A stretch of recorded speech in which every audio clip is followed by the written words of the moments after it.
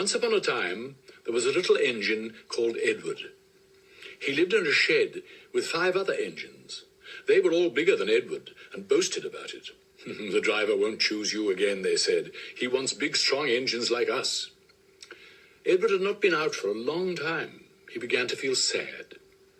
Just then the driver and fireman came along to start work. The driver looked at Edward.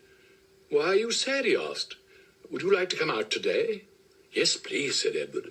So the fireman lit the fire and made a nice lot of steam. Then the driver pulled the lever and Edward puffed away. "Peep, peep," he whistled. "Look at me now."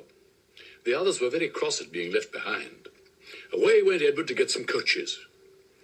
"Be careful, Edward," said the coaches. "Don't bump and bang us about like the other engines do." So Edward came up to the coaches very, very gently, and the shunter fastened the coupling.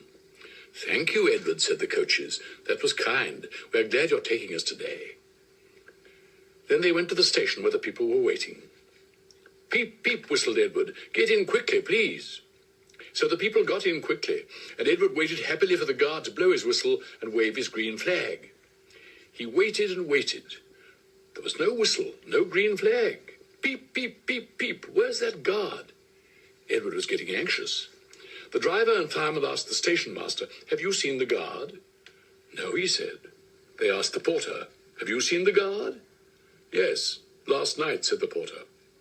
Edward began to get cross. "Are we ever going to start?" he said. Just then a little boy shouted, "Here he comes!"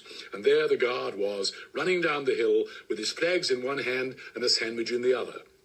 He ran onto the platform, blew his whistle, and jumped into his van.